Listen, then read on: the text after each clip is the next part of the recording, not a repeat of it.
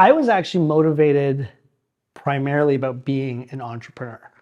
Like I wanted to be my own boss. And then from that, it was like, what am I good at? What do I love to do? And food was always this thing in life where I never sought out to be a chef or to work in the food industry. It was just, as an Italian Canadian, it was how I was raised.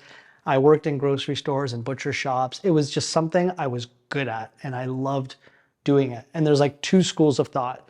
Some people say never follow your passion. Do find something you can be good at it and take time to become great at it.